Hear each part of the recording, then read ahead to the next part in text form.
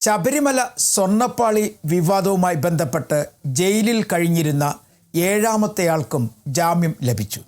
തിരുവിതാംകൂർ ദേവസ്വം ബോർഡിൻ്റെ മുൻ president A പത്മകുമാറിനാണ് ഇപ്പോൾ ജാമ്യം ലഭിച്ചത്. ജാമ്യം ലഭിച്ചതിനെ തുടർന്ന് എ പത്മകുമാർ കഴിഞ്ഞ ദിവസം ജയിൽ മോചിതനായി. നേരത്തെ തന്ത്രി ഉൾപ്പെടെയുള്ളവർക്കും ജാമ്യം ലഭിച്ചിരുന്നു. തന്ത്രിയുടെ ആരോഗ്യസ്ഥിതി ഉൾപ്പെടെയുള്ളത് കണക്കിലെടുത്തുകൊണ്ടായിരുന്നു. മാത്രവുമല്ല, തന്ത്രിക്കെതിരെ കൃത്യമായ തെളിവുകൾ ഇല്ല എന്ന കോടതിയുടെ നിരീക്ഷണം കൂടി ഉണ്ടായിരുന്നു. അങ്ങനെ തന്ത്രിക്കും ജാമ്യം ലഭിച്ചിരുന്നു. എന്നാൽ കേസുമായി ബന്ധപ്പെട്ട അന്വേഷണം എവിടെ വരെ എത്തി, എന്താണ് ഇപ്പോൾ സംഭവിക്കുന്നത്? ഇതുമായി ബന്ധപ്പെട്ട ഒരു വിവരങ്ങളും തൽക്കാലം പുറത്ത് ലഭ്യമല്ല. മാത്രവുമല്ല, പുറത്ത് അറിയുവാൻ കഴിയുന്നില്ല എന്നുള്ളതാണ് ഏറ്റവും വലിയ പ്രത്യേകത. ശബരിമല സ്വർണ്ണപ്പാളി വിവാദവുമായി ബന്ധപ്പെട്ട് തിരുവിതാംകൂർ ദേവസ്വം ബോർഡിൻ്റെ മുൻ പ്രസിഡന്റ് എ പത്മകുമാറിന് ജാമ്യം ലഭിച്ചിരിക്കുന്നു. സ്വാഭാവിക ജാമ്യമാണ് പത്മകുമാറിന് ലഭിച്ചത്. സ്വർണ്ണപ്പാളിയുമായി ബന്ധപ്പെട്ട് 2 കേസുകളായിരുന്നു പത്മകുമാറിനെതിരെ ചാർജ് ചെയ്തിട്ടുള്ളത്. പ്രധാനമായും കട്ട്ളപ്പാളി ചെമ്പ് നിന്നും സ്വർണം മാറ്റിയതും രണ്ടാമത്തേത് ദ്വാരപാലക ശില്പത്തിലെ സ്വർണം മോഷ്ടിച്ചതുമായ 2 കേസുകൾക്ക് കൂട്ടുനിന്നു എന്നുള്ളതായിരുന്നു പ്രധാനപ്പെട്ട ഒരു കുറ്റം. മറ്റൊരു കുറ്റം, തിരുവിതാംകൂർ ദേവസ്വം ബോർഡിൻ്റെ മാനുവലുകൾക്ക് എതിരായി വ്യത്യസ്തമായ രീതിയിൽ ചില കുറിപ്പടികൾ തയ്യാറാക്കിയതിന് ശേഷം ഈ സ്വർണ്ണ മുതലുകൾ പുറത്തു കൊണ്ടുപോയി അറ്റകുറ്റപ്പണികൾ നടത്തുന്നതിന് അനുമതി നൽകി എന്നുള്ളതായിരുന്നു. ഇങ്ങനെ തുടങ്ങി നിരവധിയായ കുറ്റങ്ങൾ ആരോപിച്ചിട്ടും സ്വാഭാവിക ജാമ്യം ലഭിച്ച് എ പത്മകുമാർ പുറത്തിറങ്ങി. അതിൻ്റെ അർത്ഥം ഒരു കുറ്റപത്രം തയ്യാറാക്കി നൽകുവാൻ പ്രത്യേക അന്വേഷണ സംഘത്തിന് കഴിയുന്നില്ല എന്നുള്ളതാണ്. അതിനും ഒരു പ്രധാനപ്പെട്ട കാര്യമുണ്ട്. തൊണ്ടി മുതൽ കണ്ടെത്തുന്ന കാര്യത്തിൽ ഇപ്പോഴും പ്രത്യേക അന്വേഷണ സംഘം ഇരുട്ടിൽ തപ്പുകയാണ്. എന്തുമാത്രം സ്വർണം നഷ്ടമായെന്നോ അല്ലെങ്കിൽ നഷ്ടപ്പെട്ട സ്വർണത്തിൻ്റെ ഗുണമേന്മ എന്തുമാത്രം ഉണ്ടെന്നോ കണ്ടെത്തുന്നതിന് വേണ്ടിയുള്ള അവസാനവട്ട തിരച്ചിലാണ് പ്രത്യേക അന്വേഷണ സംഘം. 2 പ്രാവശ്യത്തിൽ കൂടുതൽ ശബരിമല സന്നിധാനത്തെത്തി നഷ്ടപ്പെട്ടുപോയി എന്ന് കരുതപ്പെടുന്ന സ്വർണ്ണ വസ്തുക്കളെക്കുറിച്ചുള്ള സാമ്പിളുകൾ ശേഖരിച്ചു. അത് വിവിധ സ്ഥലങ്ങളിൽ പരിശോധനയ്ക്കായി അയച്ചു. ആദ്യം കിട്ടിയ പരിശോധനാ ഫലത്തിൽ തൃപ്തരല്ലായിരുന്നു പ്രത്യേക അന്വേഷണ സംഘം. അതിനുശേഷം ഇപ്പോൾ മൂന്നാമത് വീണ്ടും സാമ്പിളുകൾ ശേഖരിക്കുക എന്ന് പറയുമ്പോൾ ദ്വാരപാലക ശില്പത്തിൻ്റെ ആ സ്വർണ്ണപ്പാളികളിൽ നിന്നും ഒരു ചെറിയ ഭാഗം മുറിച്ചെടുത്താണ് പുതിയ പരിശോധനയ്ക്കായി അയച്ചിരിക്കുന്നത്.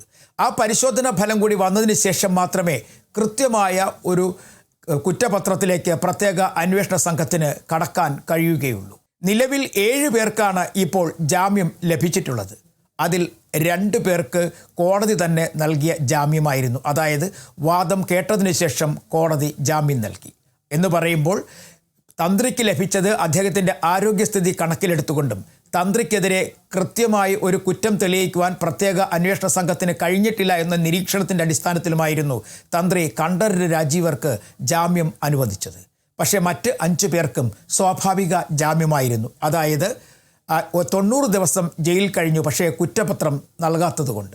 എന്തായാലും ഈ കേസുമായി ബന്ധപ്പെട്ട അന്വേഷണം ഇപ്പോൾ മന്ദഗതിയിലാണോ എന്നൊരു സംശയം ആണ് എല്ലായിടത്തു നിന്നും ഉയരുന്നത്, പ്രത്യേകിച്ചും രാഷ്ട്രീയ പാർട്ടികളുടെ ഭാഗത്തു നിന്നും. 15ാം നിയമസഭയുടെ 16ാം സമ്മേളനം പൂർണ്ണമായും ശബ്ദമുഖരിതമായത് ശബരിമല സ്വർണ്ണപ്പാളി വിവാദവുമായി ബന്ധപ്പെട്ട കേസിലായിരുന്നു.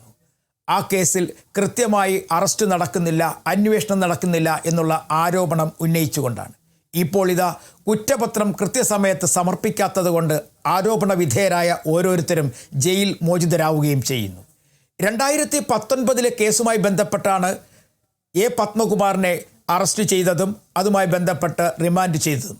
പക്ഷേ ഈ കേസിലെ കുറ്റപത്രം പോലും തയ്യാറാക്കുവാൻ പ്രത്യേക അന്വേഷണ സംഘത്തിന് കഴിയുന്നില്ല എന്നുള്ളതാണ് എടുത്തു പറയേണ്ട ഒരു പ്രധാനപ്പെട്ട കാര്യം.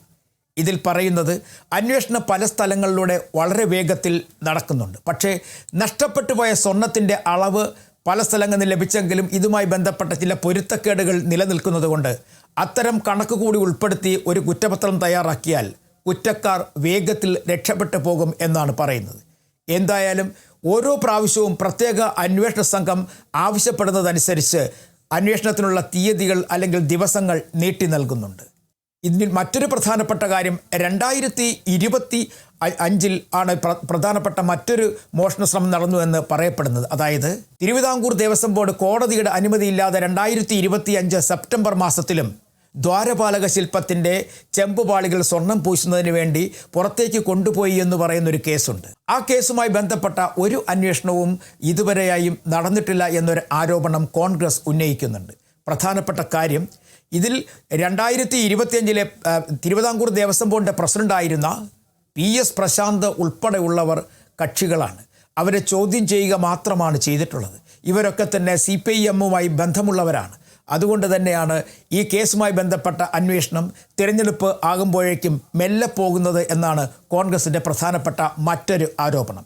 എന്തായാലും ഈ തിരഞ്ഞെടുപ്പിൽ കൃത്യമായും ശബരിമല സ്വർണ്ണപ്പാളി വിവാദം വലിയ വിഷയമായി ഉയർത്താൻ തന്നെയാണ് കോൺഗ്രസിൻ്റെയും BJPയുടെയും നീക്കം. അതിനിടയിലാണ് കേസുമായി ബന്ധപ്പെട്ട ഓരോരുത്തരും സ്വാഭാവിക ജാമ്യം ലഭിച്ച് റിമാൻഡിൽ കഴിയുന്ന ഓരോരുത്തരായി പുറത്തേക്ക് ഇറങ്ങുന്നത്.